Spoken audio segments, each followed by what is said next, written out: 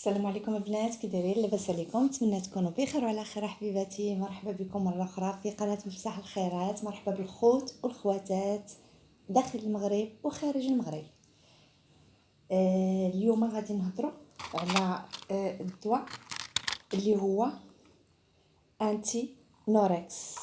انتي نوركس البنات عنده واحد الاضرار. الا ما كانش مخرجوا لك الطبيب، سمعوا الفيديو تاع الاخر الله يعطيكم الصحه. الا ما كانش مخرجوا لك الطبيب بلا ما تشربيه، لانه هو فعلا راه كيغلط. هو فعلا لا عليك راه يبيض له وجه مع داك الغلظ والى اخره، ولكن ما كتكونش هذيك الصحه ديال الصح، ما كتكونش هذيك الصحه ديال مبنيه ومبني العظم على الصح والعمل. لا، كيدير الماء في الركابي وكيدير هذاك العظم تيولي فاشل. يعني الا بغيتي عاد تطلعي الدروج داوميه على الاقل واحد 4 شهور وغادي تشوفي بان هاد الهضره اللي كنقول لك راها صحيحه. غادي تلقاي عندك ولات عندك بحال الهشاشه وانت باقي ما وصلتيش للعمر ديال الهشاشه. وكيدير الماء في الركابي. انا باش عرفتو وبانه لما كانش الطبيب مخرجوا ليه الانسان ما يشربوش، لانه طرا واحد المشكل. الصديقه ديالي كتشربو، المهم لقاتو مقطوع واحد الفتره. هذه راه البواطه خاويه كما كتشوفوا البنات، هانتوما خاويه. لقاتو مقطوع واحد الايام. ملي لقاتو مقطوع مشات شرات برياكتين في بلاصتو، لانه هي باغا تغلط، مع انه انا كنشوفها غليظه، ما عرفش هذاك الغلط فين غادي توصل به الله اعلم. شرات برياكتين. ملي شرات برياكتين شربات غير حبه وحده ولا وجهها منفوخ، عينيها دخلوا تنفخات. الوجه ديالها ماشي هي غير الوجه ديالها سبحان الله تنفخ بواحد الطريقه. انا تخلعت ملي شفتها ومشينا لعند الطبيب وحكات لي قالت له انا راه خديت برياكتين. قال لها برياكتين مزيان، ولكن العمر ديالك عندك 34 عام، برياكتين ما كيصلحش الناس اللي عندهم 34 عام. خاص يكون العمر ديالك تحت من 30 عام، يعني من 18 عام حتى ل 28 عام تاخدو برياكتين، ما عنده حتى شي ضرر. وصلت اختي 28 و30 35 40 حبسي اختي برياكتين ما تشربيش، راه كينفخ الوجه وكيعطيه واحد النفوخيه. راه انا استغربت لها، انا تخلعت ملي شفت وجهها. قال لها اشنو السبب اللي خلاك تاخدي برياكتين؟ قالت له لحقاش انا كنت كناخد انتي نوركس. قالت له كنت كناخد هذا انتي نوركس. قالت له لقيته مقطوع، ومن بعد خديت برياكتين في بلاصتو باش يفتح لي الشهيه وناكل ونبقى في هذا الغلظ، ومازال بغيت نغلط اكثر من هكا. قال ليها الغلظ راه غير مرض، هذه وحده.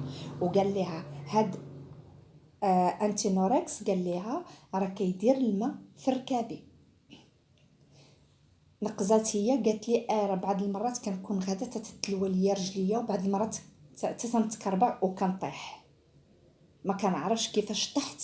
قال ليها راه ركابي فشلولك من هاد الدواء. قال لها الا ما كانش الطبيب داير لك التحاليل ومخرجوا لك الطبيب ما عندكش علاش تاخديه، لانه راه كيفشل ركابي وكيدير الماء في الركابي. هذا خاص يكون بالتحاليل وعلاش واشنو السبب اللي غادي تاخدي، لانه هو مزيان الحساسيه، ما نكذبوش عليه، هو مزيان الحساسيه، ولكن خاص الطبيب يشوف شحال المده عاد تاخديه. كاينين الناس اللي كياخذوه بالعام وبالعامين وب3 سنين شافوا راسهم غلاضوا تنفخوا، ومن هنا ومن ديك عطينا الاطاك يلا شرب شرب شرب شرب شرب. ولكن حبيبتي هذا الشيء راه غادي يرجع لك من بعد بلاتي. راه كاين الناس اللي 4 شهور ورجع لهم في رجليهم ما بقاوش قادرين يطلعوا حتى الدرجه الاولى ولا الدرجه الثانيه. وكاين الناس اللي عام وعاد رجع لهم، وكاين الناس اللي داوموا عليه وهما ديما دايخين، ديما مرخيين، ديما فاشلين، وما عارفينش راسهم بانه راه هاد الدواء هو اللي دار لهم هاد انتينوركس هو اللي دار لهم هاد المشكل، لانه ما دايره لا تحاليل، ما عطيه لها الطبيب، شاريه هكاك غير عشوائي. ايه كما قلت راه مزيان الحساسيه، ولكن خاص بالوصفه الطبيه، حتى ماشي بالوصفه الطبيه، خاص بالتحاليل وعلاش بغيتي تاخديه والمده اللي غتاخدي فيها هاد انتينوركس، باش تعرفوا بانه امتى غادي تشافوا من هذيك الحساسيه اللي عندكم. ملي هضر لينا على هذا وعطى هاد النصيحه، عطانا هاد النصيحه ديال البرياكتين. ملي عطانا النصيحه ديالو قال ليها اول حاجه انت عندك 34 عام، هذه وحده. 34 عام ما لازمش تاخدي برياكتين. الناس اللي كياخدوا برياكتين من عمر 18 عام حتى 28 عام، 29 عام 30 وانتي طالعه لا ما تاخديش، راه غادي ينفخ لك الوجه. ما نقولش لك، سمعوا لي الصداع ديال الزنقه. قال لها غادي تنفخ لك الوجه، وقال لها بحال هاد الحاله اللي جيتي فيها نتيا.